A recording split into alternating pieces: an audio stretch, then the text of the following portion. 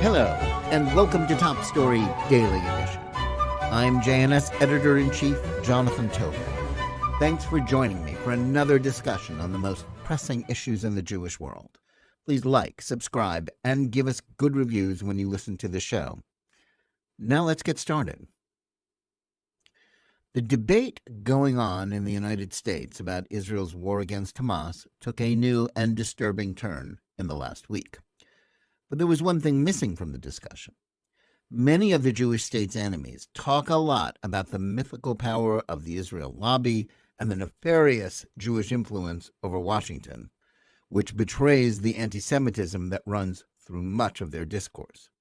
But mobs chanting for Israel's destruction and terrorism against Jews in the streets of American cities and on college campuses have become commonplace. And those advocating for a ceasefire in the war that will let the perpetrators of the October 7th massacres get away with mass murder also seem to have enormous, even decisive influence with the Biden administration. But there seems little indication that the legacy Jewish organizations that claim to speak for American Jewry are using much or any of their vaunted influence to halt the momentum of those working to destroy the U.S.-Israel alliance.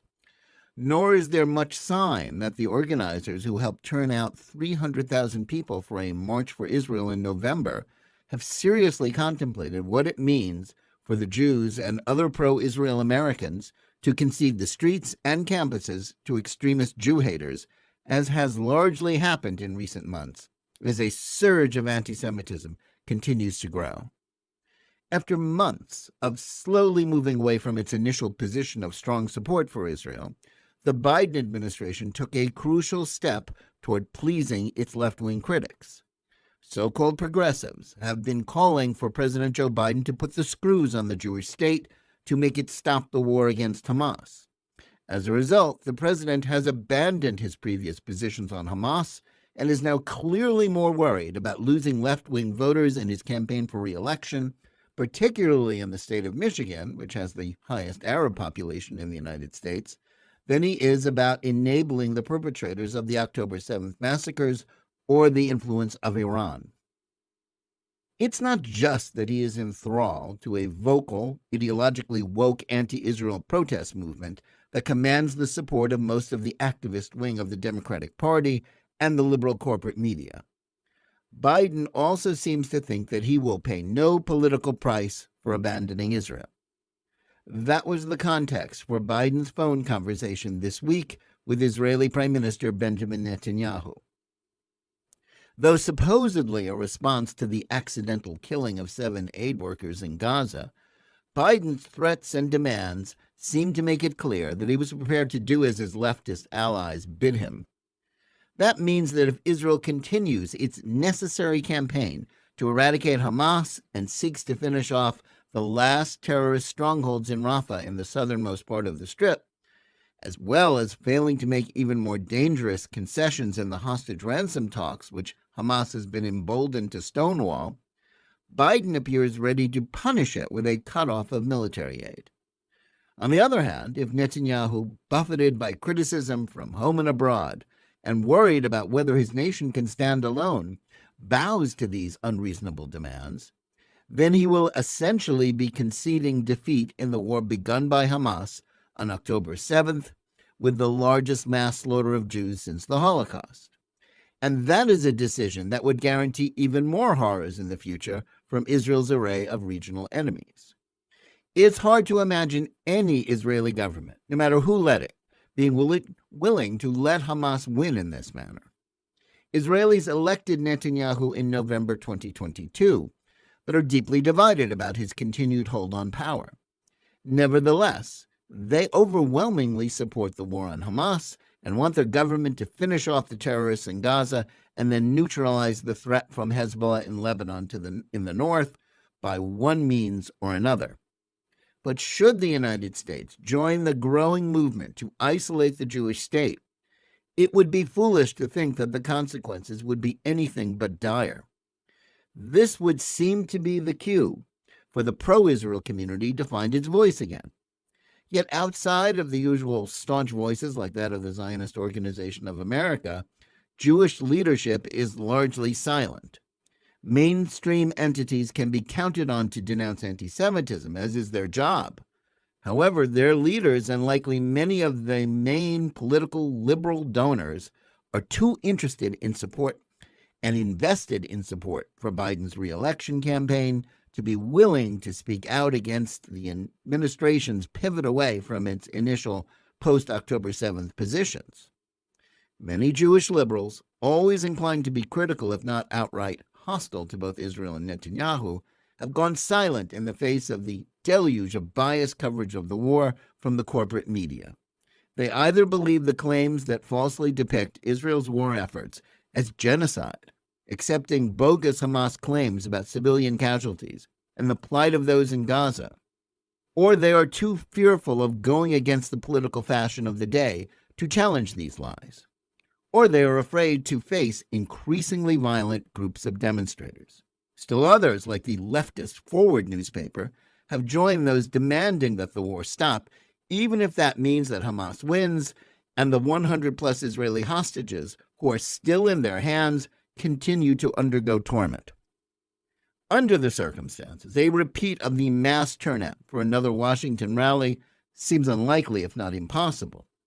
By the time of the November 14th rally, already 6 weeks after the slaughter in southern Israel, much of the media had already flipped the narrative about the conflict from one about the October 7th pogroms and the orgy of murder, rape, torture, kidnapping, and wanton destruction that began the war to one about a disproportionate Israeli response. But things are worse today, with outlets like the New York Times, the Washington Post, and MSNBC already mainstreaming anti-Semitic advocacy for Israel's destruction, added to the chattering classes and popular culture embracing the idea that the only real victims of the war are the Palestinians, who themselves cheered the October 7th crimes when they happened and still support them. The need for supporters of Israel to not merely to speak up, but to do so in as loud and public a way as possible is now far greater. Jews and their allies in the Christian community must return to the streets.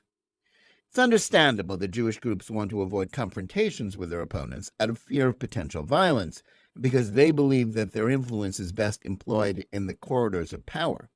But by effectively abandoning the public square to anti-Semites, the Jewish community has not only encouraged those screaming for violence against Jews, especially Israelis, but has also created a dynamic whereby it seems as if there is only one side to the argument about whether a war against a genocidal terrorist group is justified.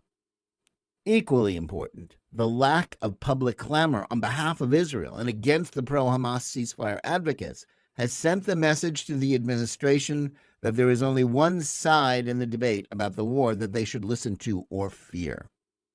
That was made abundantly clear early in the Democratic primaries when Biden showed that he was far more interested in appeasing pro-Hamas voters in Dearborn, Michigan, than those who advocate for Israel.